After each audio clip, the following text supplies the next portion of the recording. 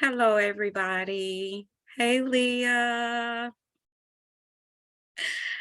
Thanks, everybody, for jumping on. It's like 12 o'clock, so as people are jumping in, we will get started. Um, just want to welcome everybody to the MAPE Budget Forum. My name is Bernita Moore, and I serve as the co-chair of the Delegate Assembly Task Force. Okay, now, before we jump into the forum, we have a few housekeeping items. This forum is being recorded, and we will post a link on the Delegate Assembly webpage at mape.org. We have the auto captions on. Feel free to chat questions during the presentation, and if we are able, we'll answer as we go. Otherwise, we'll be taking questions at the end, where you can chat or raise your hand to be prompted to unmute yourself. This is your time to see the proposed budget as it will be presented to the Board of Directors at the September meeting. Following that meeting, you will have an additional opportunity to join a budget forum on September 29th. You might want to put that on your calendars. September 29th at noon for one final walkthrough of the proposed budget that you will vote on at Delegate Assembly. The vote at Delegate Assembly is simply a pass or do not pass the budget. So these forms are really designed for your questions and input, so we can get to a budget passable form by DA. Now, on a different DA topic, resolution forms are coming up on September 20th to 21st, 27th, and 28th. Those calendar invites that include the Zoom links are on the website. On September 12th, you will receive an email asking you to RSVP for DA. We have you down as a delegate or alternate, but we need an RSVP to confirm. So please make sure you complete that when you receive it. Okay, all right. Let's jump into the budget presentation. I'd like to turn it over to Chet Jorgenson, our statewide treasurer. Feel free to unmute yourself and start with the slides, Chet. All right. Thanks, Vanita. I appreciate all that. Thanks to everybody who's coming today to talk about the MAPE budget proposal. The way we put the budget together is MAPE has a finance work group that's made up of some members of the board, some people who aren't on the board. There's a list of them. We work off the prior budget and try and anticipate how things will be the next year, and then put up a budget for delegate assembly. I really want to thank everybody who's on the budget work group. They really do a lot of work. It's really been nice working with them, and thanks so much for that, for all their work. All right, we're here for the summary. For those of you who are new, or some folks who've been around for a while, you probably have heard of Janus, and that's the case where the Supreme Court made a political decision to try and hurt the ability of public employee unions to operate. And what they did is they made all public employee unions right to work states, meaning that we are no longer able to collect fair share fees from people who choose not to be a member. We have lost some money because of that, but I think the unintended consequences of what the Supreme Court has done is that it made public employee unions, like MAPE, understand that we need a strong membership. We need people who are active. We need people who are members. And that as we work to achieve that, we're going to become stronger in the long run. So I don't think that they intended to do us a favor, but I think in the long run, MAPE is going to be a stronger union because of it. Okay.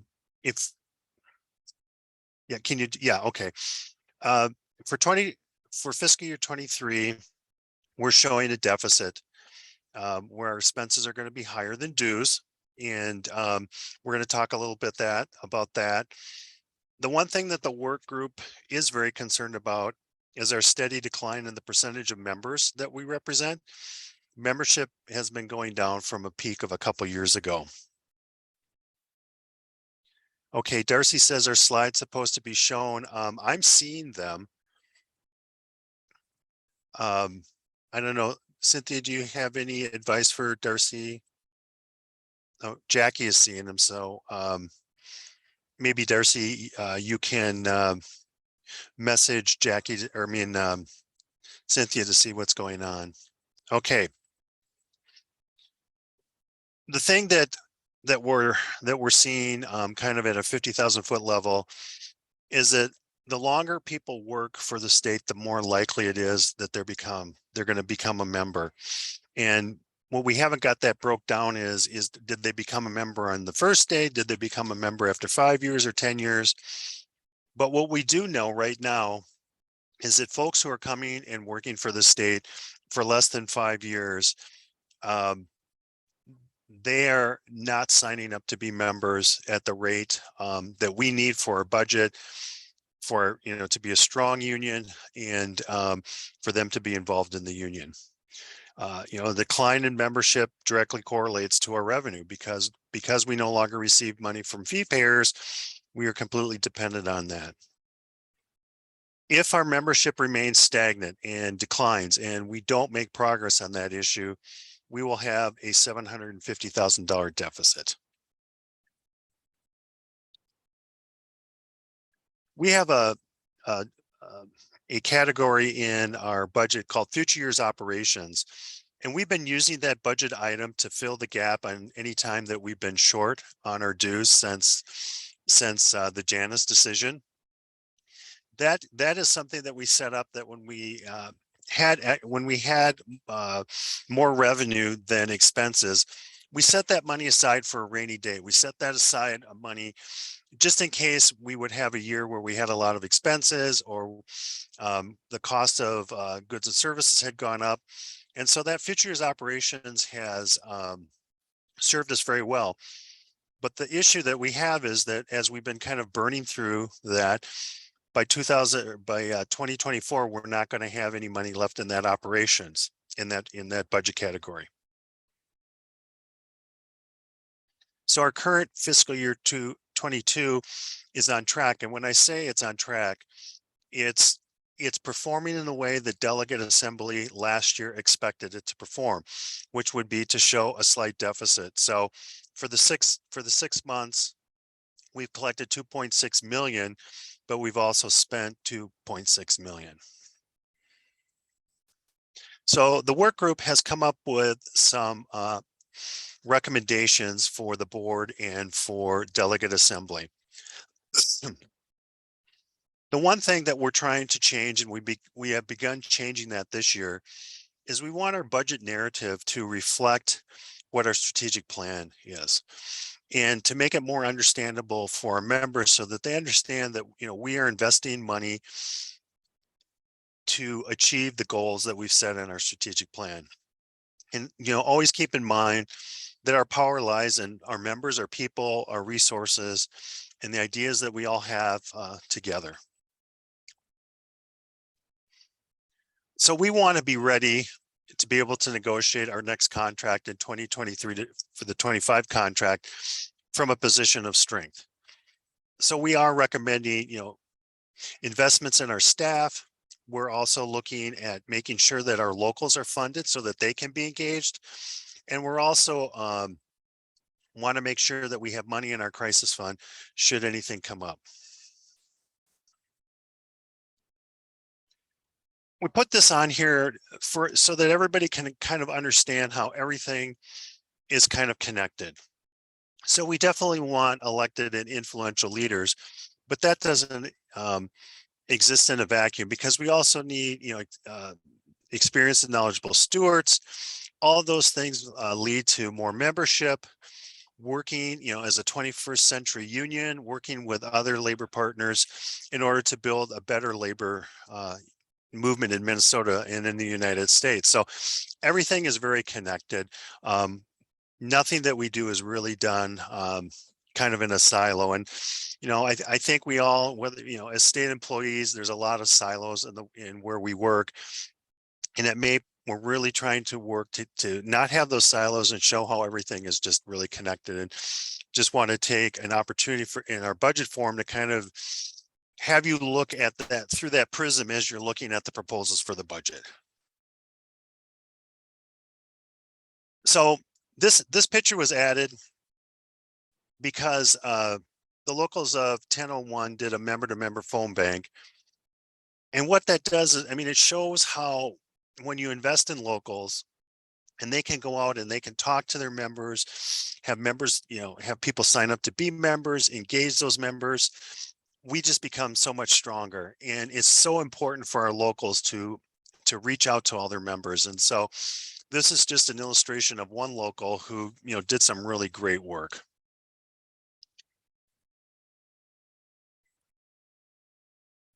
So we have what we call a crisis fund or a job action fund. And really what that is to do is to provide us money in case we have a strike or we have a government shutdown. As of July 1st of 2022, we had $11 million. Now that sounds like a tremendous amount of money, but if you stop and think, if we paid all of our members during a strike or a government shutdown, for example, $15 per hour, that crisis fund would only last 9 days. And then on top of that, the state pays insurance once a month. If we reached a point where another payment on the insurance was due, that $11 million would not cover the healthcare costs. And so even though it sounds like a lot of money, it still doesn't provide us the type of security where everyone would get their full payment, their full paycheck.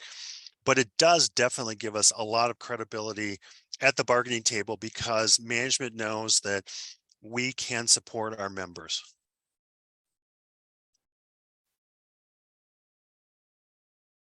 The work group is suggestion that we set the membership numbers in our budget in order to calculate our revenue at 69%. And the reason that that number has been chosen is we outsourced that question to the organizing committee. And the organizing committee, if you remember, had a very large training and organizing event in June. And most locals submitted their plans about how they wanted to expand membership and engage their members. So, thank you to the organizing council who went through all those plans and were able to kind of determine that based on the plans, the goal really is to have a membership of 69%. If we have membership at 69%, that would give us revenue of $5.8 million. The work group is recommending that we spend for our budget $6.6 million, which is an increase of $235,000.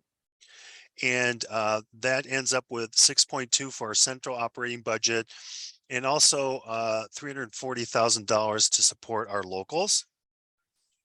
And that also includes not putting any more money aside in some of the various budget funds that we have. So here's some background information. Todd Mackey, our operations manager, put all this together. I really want to thank him for that. So just over the last 6 years, our bargaining unit has increased by 1,700. I think that part of that relates to Governor Dayton filling a lot of vacancies that had been left by the Plenty administration. I think it also, and also as the finances of the state improved after the crash of 2008. It also reflects, I believe, that many ASME members' jobs are changing to become much more like MAPE, and that while ASME has been losing members, those members have been upgraded to MAPE. I would not expect that we're going to have, continue to have that kind of growth in our bargaining unit. Now, obviously, there's $9 billion surplus out there, but I'm not sure that that's going to all be paid for new employees.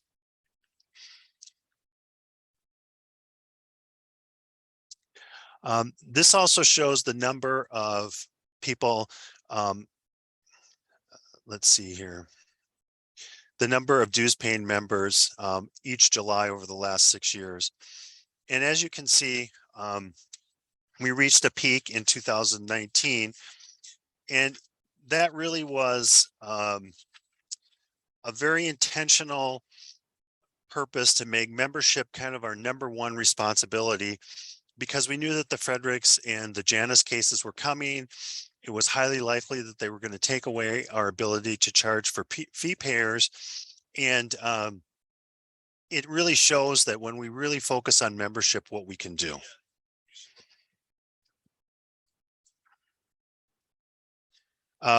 If we can hold that question till the end, please.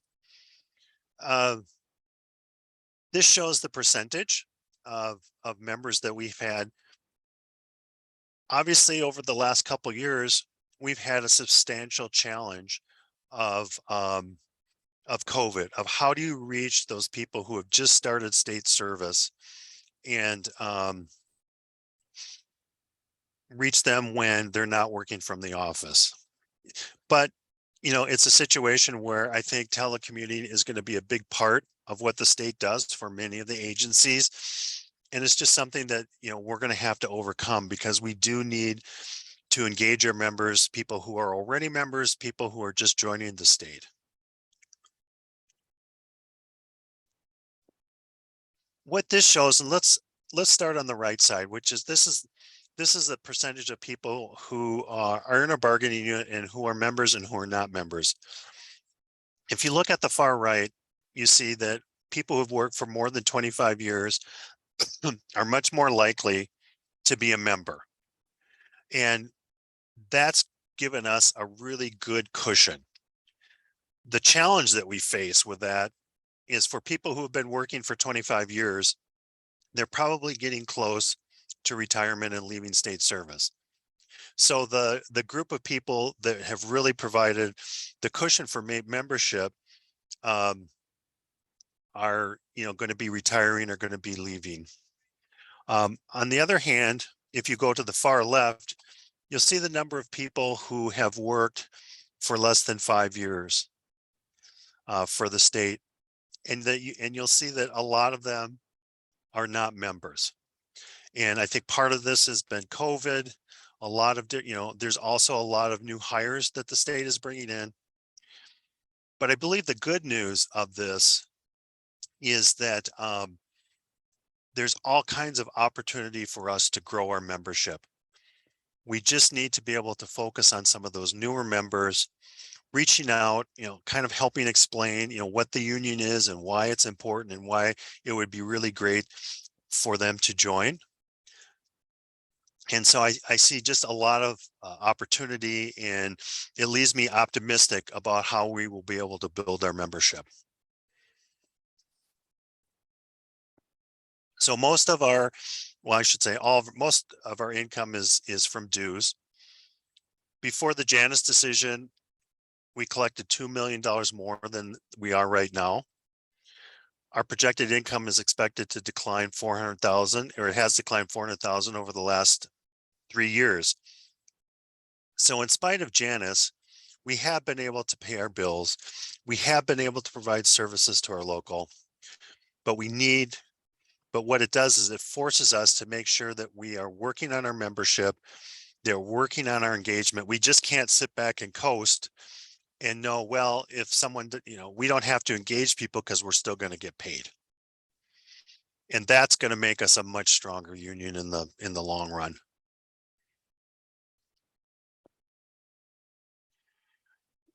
If you look at, and this just kind of gives an example of how much money we brought in 2016 versus how much money we anticipate bringing in under this budget.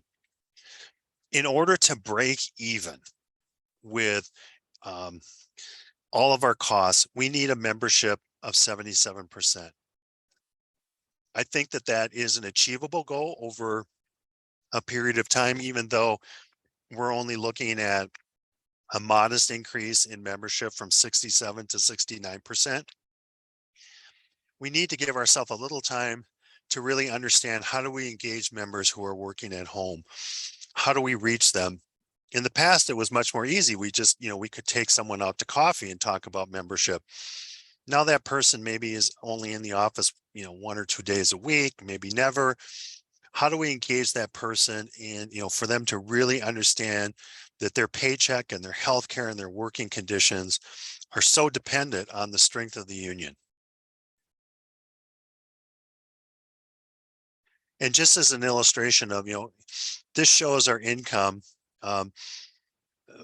based on, our membership kind of on rounding to 10. So as I said, the break even point is 77%.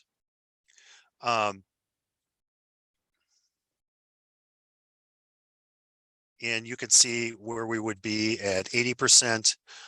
You can also see where we would be at 60%. And it really shows just how crucial, important it is to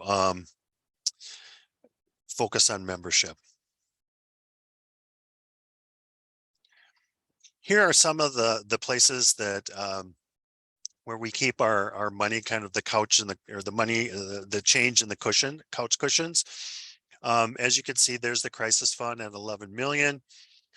We also have an educational independent expenditure political fund that has 726,000.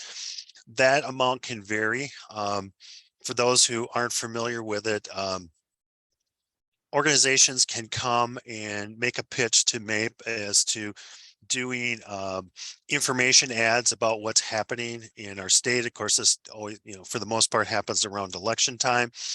And if we have a subcommittee of the board, if they determine that it's a good idea, that they think we should fund it, then that money would come out of there. You can also see the future years operations. There's still money in there, but there'll be money taken out of it to cover the deficit for this year and for next year. Here's one of very big note, which is the local funds. And that's the money that has been given to locals over the years that they have not spent.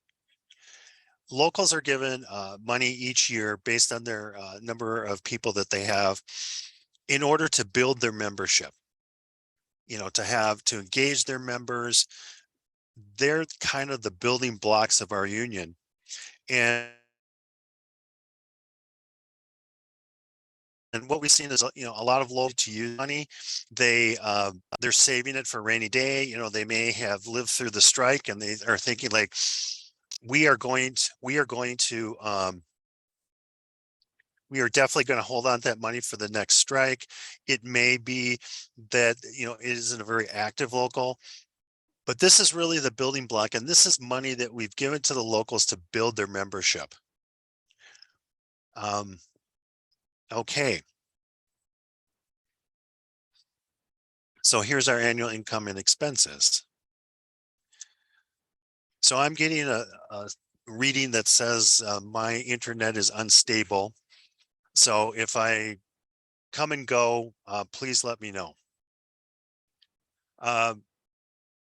If you look at since 2016, one of the things that MAPE does, and it's done it for forever, which is underestimate its revenues and overestimate its expenses so that we always have a cushion. And in this cushion, you can see that over the years, the cushion has been shrinking at one level, in that, the difference between our income and our revenue has been getting closer and closer. Part of that is a function as our revenue and our membership has gone down.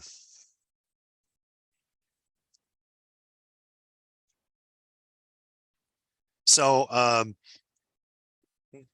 at delegate assembly, the people who are there will be determining what our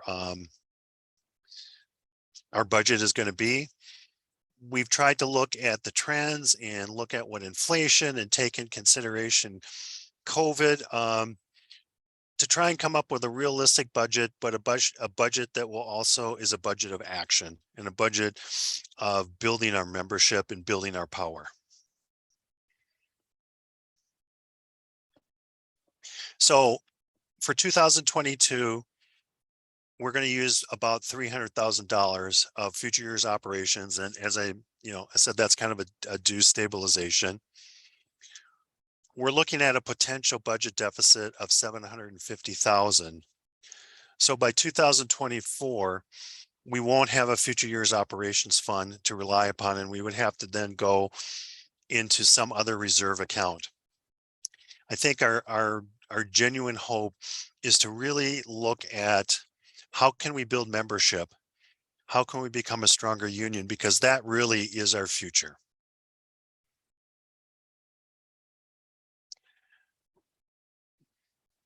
What I really want to emphasize is how closely our finances are monitored by third parties. So we have a CPA, Gary Paulson, who goes through and does an actual audit of the MAPE budget, of the building corporation, and also the PAC. The building corporation exists because MAPE as a nonprofit cannot own property. So a separate corporation was created, and MAPE is the shareholder of that corporation, and that is who owns the building. We've gotten a clean audit every year from Mr. Paulson that we are following GAAP, that all of our policies and procedures are proper. The other thing that we have is the Board of Trustees. Those are statewide elected positions. They come in several times a year and they go through our records and our books to make sure that we are in compliance with our internal policies. In addition to that, the statewide officers, have to approve the spending that the staff has prepared, for like lost time and paying for expenses. The board also monitors. So we have layer after layer after layer to make sure that our money is being properly spent.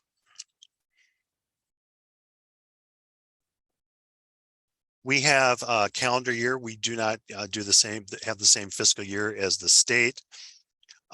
If anything comes up during the year, the board can modify the budget. For this budget, we're looking at 6.6 million, which represents about a 3.7% increase, which is still below the inflation numbers that we've been seeing over the summer.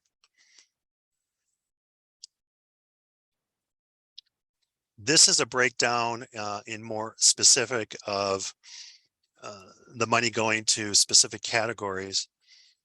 And I would just like you to note that there's a lot of MAPE committees here. Each one of those committees has to submit a budget to the board, to the work group, and they have to submit a plan of what they're going to do with that money and how it's going to work. And then it's up for the work group and the board to evaluate, is this money going to be well spent for our membership? And these are more of the categories.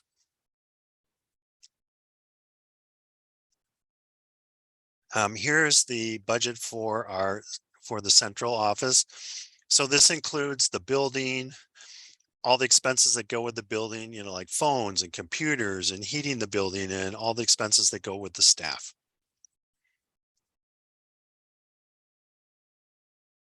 And this will be posted. So if anybody wants to look at this in more detail, they're welcome to. If anybody wants to ask me any questions, the work group or their board member about any of these, please feel free to do so.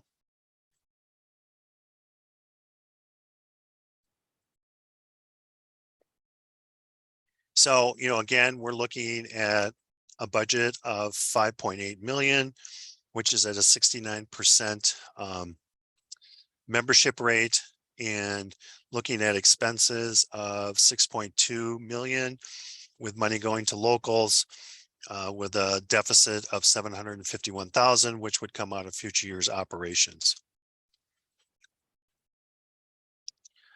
So I wasn't keeping very good track of the questions as they were kind of popping up. So Cynthia, can you read some of the questions, or Vanita, some of the questions for me?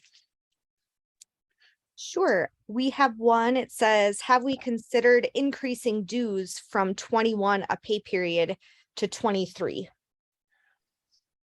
There's been some talk about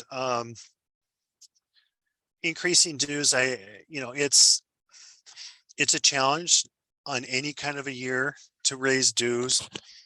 You really have to go to a lot of effort, and which is very important, to make sure that the members understand, like, what are you going to do with that additional money? I personally think, in a period of, such high inflation with everybody having to tighten their belt, I think it would be a very hard sell at this point, but it's certainly on the table. Not for this year, but in the next couple of years. All right, and another one, have we optimized efficiency or cut back on anything at MAPE Central? The costs are really high.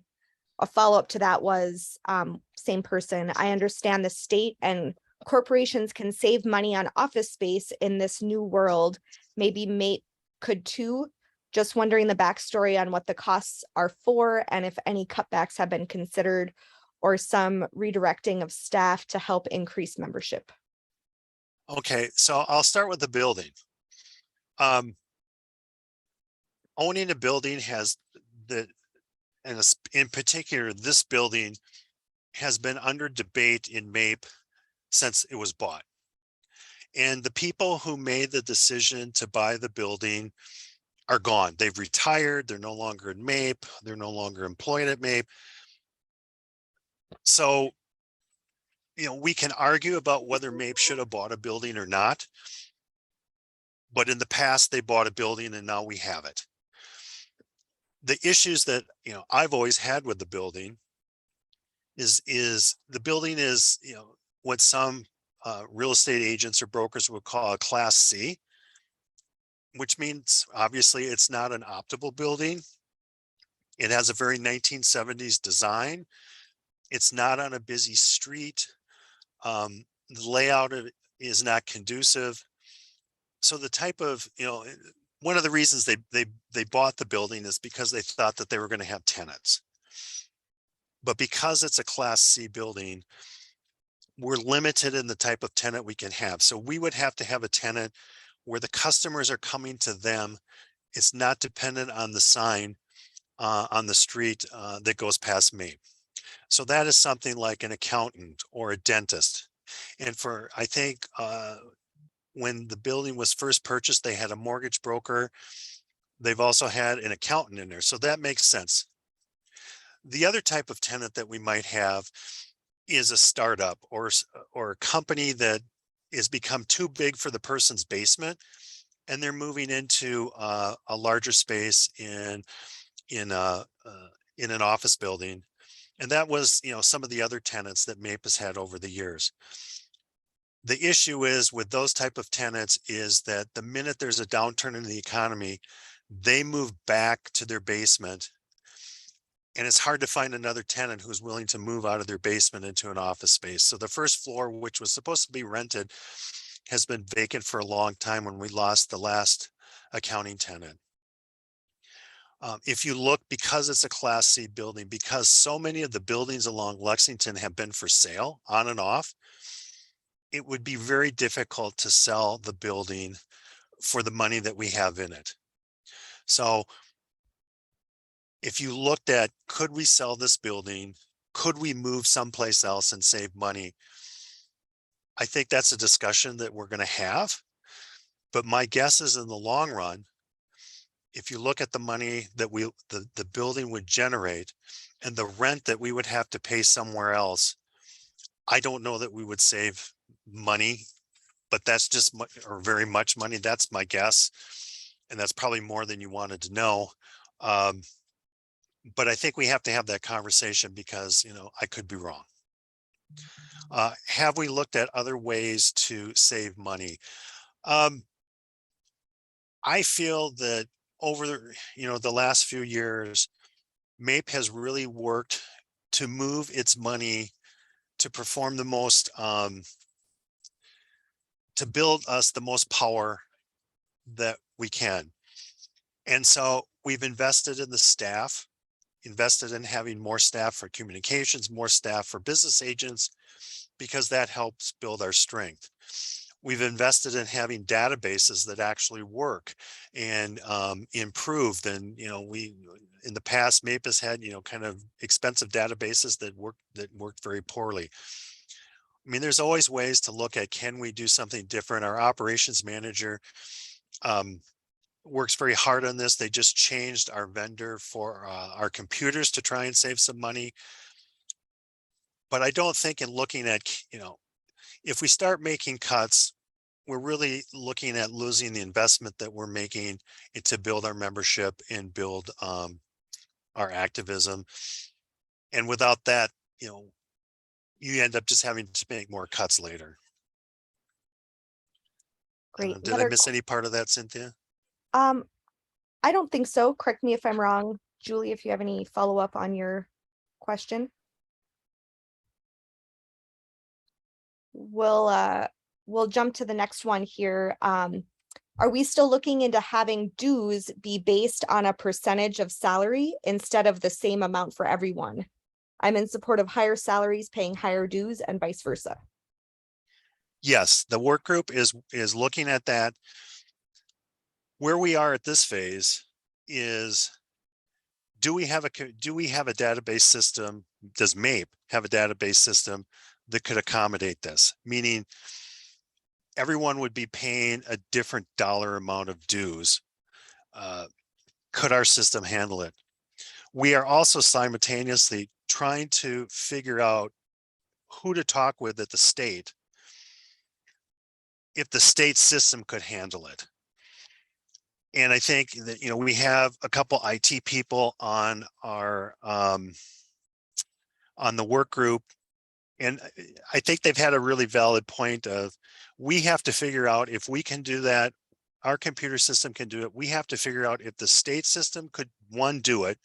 Then the next question is, would they be willing to do it before we invest a lot of time trying to figure out what that due structure is? And so that's where we are working right now with the work group.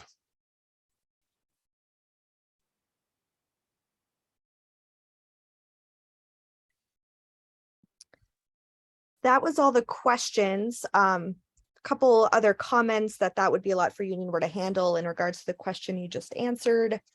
I had one long-time member cancel their membership due to their increase in expenses, difficult times for all. If you do have a question and want to unmute and ask one, feel free. Otherwise, I'll continue to monitor the chat.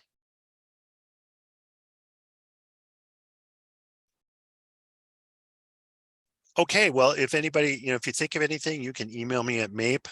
I'll turn it back over to Vanita. This is Gretchen. Can I ask a question? Sure. Are we going to wind up short next year? I mean, I didn't work out all the numbers, but aren't we short for next year? Not in 2023. In 2024, if we don't increase membership, we will have a shortfall that will have to come out of a different budget category than future years operations. Okay. Thanks, Chet. Yeah.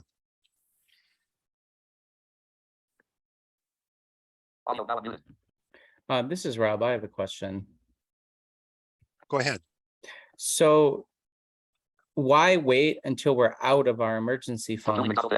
Wouldn't it be more prudent to kind of try and find a way to meet with the budget that we have available?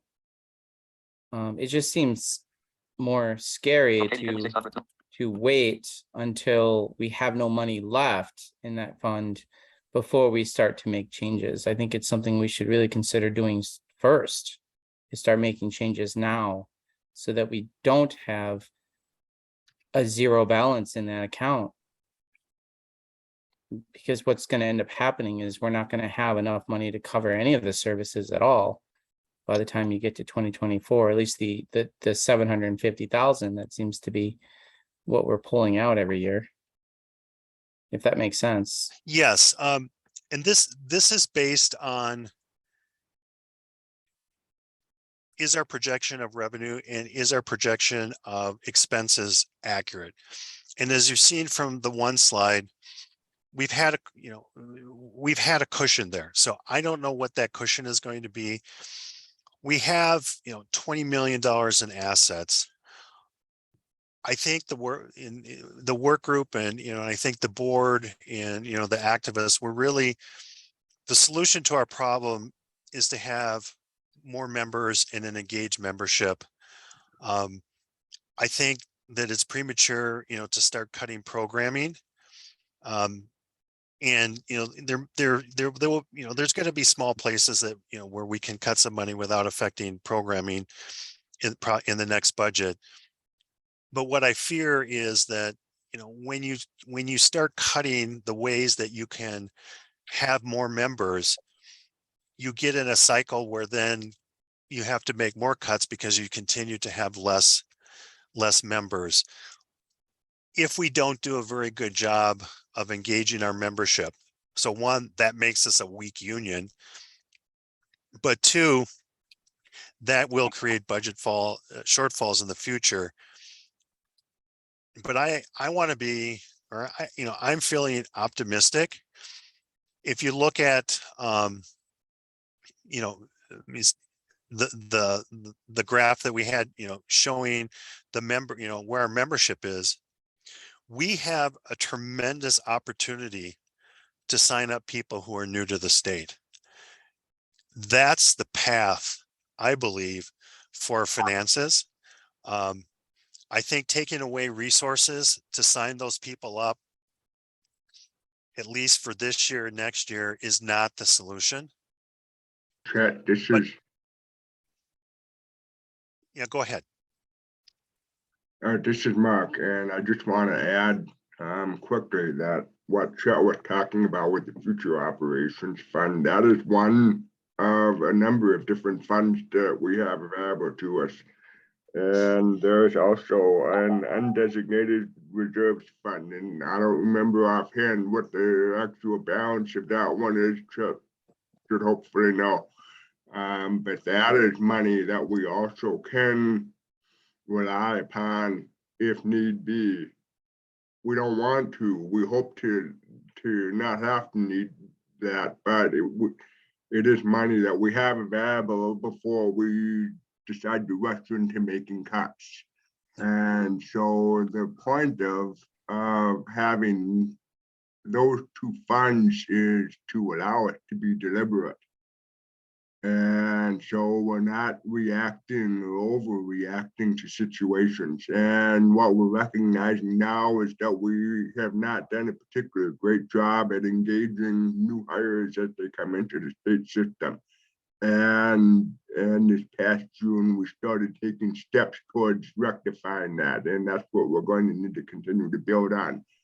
And that's why Chet is focusing so much on the membership numbers in this presentation, is to make sure that everybody understands that the real solution to our thriving as an organization is to engage our members and increase our membership and allow us to grow. That's the path that we really need to take. Cutting is not going to help us with that. Thanks, Mark. There's about $3 million in undesignated reserves.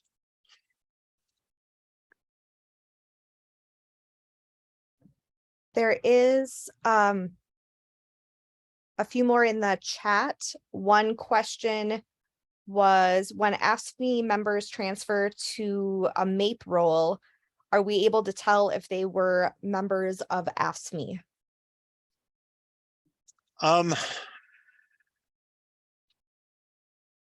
I don't know. I think there is, but here at Commerce, for the most part, like when we try and engage someone who was a former AFSCME member, we know, if you're connected with your membership, who was an activist or who was a member in AFSCME and who wasn't. I think there is a way, but I think we have to ask MMB for a list of who was members and who wasn't. And at least here in Region 6 over the years, rather than try and figure that out, we thought it was just more important to spend our time talking to them. Because once you start talking to someone who used to be an AFSCME, if they were a member in AFSCME, they're going to tell you, and they're probably just going to sign up with MAPE right away. If you ask them. Now, if you don't talk to them, they may not stop to think, wait, I got to sign up to be in MAPE. I'm no longer an ASME. And so that's why, you know, it's always so important to talk to people.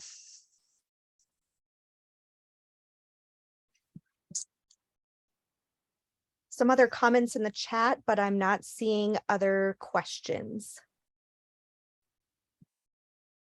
Okay, well, again, you know, contact me if you have more questions. I know that on some of the line item budgets, I didn't go into a huge amount of detail, but if you have questions on that, let me know. Ask your board member, they will know about this. So I guess what I would, what I'll leave before I, you know, hand it back is I feel optimistic. We know where we can gain our membership. We know what we have to do. Membership, you know, and I know, right? People are going to say membership is everybody's job, but it really is. And what this shows you, that if all of us don't make membership our job, we're going to have a hard time surviving, not only as a union, but we're going to have a hard time negotiating contracts. We're going to have a hard time at the legislature because outside entities are going to look and say their members aren't behind them. Their members don't care about their contract. They don't care about the legislation. And it really makes a difference for our negotiations committee. It really makes a difference. I remember at one time, and they probably still are, the vets home in Minneapolis was at 100%. And, you know, that got management's attention. And it does make a difference. So with that, I'll turn it back to either Cynthia or Vanita, whoever wants to talk next. Thank you, Chet. If there are no other questions, we will wrap up our forum for this afternoon. Again, a recording will be posted on the website if you need to review it again. Thank you for taking the time, Chet, to walk through the budget. One of the many perks of union is that we all can have a voice and input in our process. So thank you for being a part of that. Together, we are stronger. Thank you and have a great rest of the day. Thanks, everyone.